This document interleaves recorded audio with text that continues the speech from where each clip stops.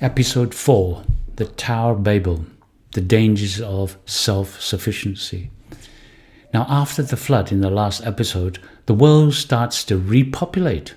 People begin to spread out and form different nations, but there is a problem. Despite the fresh start, humanity quickly starts to fall back into the same old patterns, trying to build a life based on a self-reliance instead of trusting the design set by God.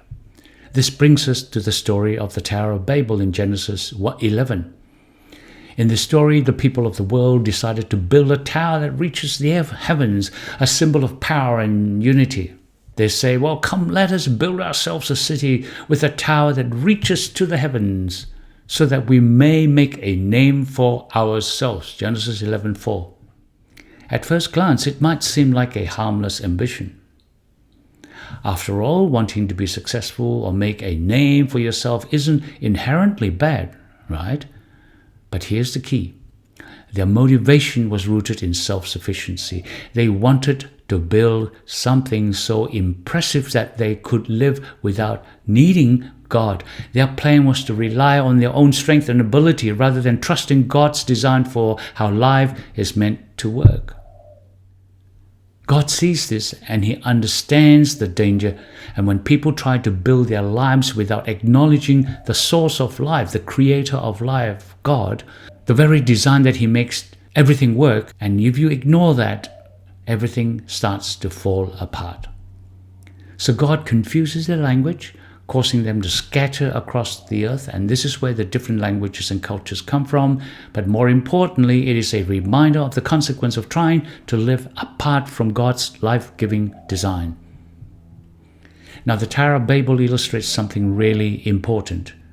When we try to live in our own strength, we end up causing division and confusion. The people wanted to unite, but by rejecting God's design, God's life-giving design, their efforts ended up leading to chaos.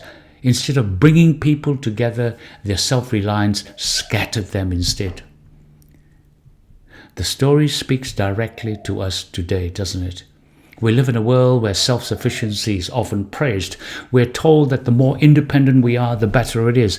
But the truth is, when we try to do everything on our own without considering how we are designed to work together and rely on one another, and ultimately relying on God, when we forget that, things start to fall apart. We see it in the brokenness of relationships today, in the isolation, how people feel today, in the confusion of our values and our goals. Living by God's life-giving design isn't about giving up your ambitions or dreams.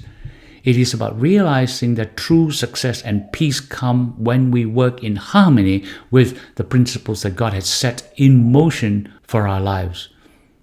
The Babel Tower fell not because the ambition was bad, but because their ambition was disconnected from the foundation of love, truth, and unity. So what can we learn from the Babel Tower today? We don't have to build our own tower to prove our worth. We don't have to rely solely on our own strength to find success or happiness. When we align ourselves with God's life-giving design, when we trust in His wisdom and work in unity with others, we can build something that lasts. Life becomes more meaningful, less chaotic, and more fulfilling when we recognize that we are part of a bigger picture that God had designed. So the Tower of Babel teaches us a simple but powerful lesson. Life works best when we build it on the right foundation, and that foundation is trust in God's life-giving design. We don't need to prove ourselves by relying on our own strength. We are designed to live in connection with others and with the Creator God. And when we do that, everything falls into place.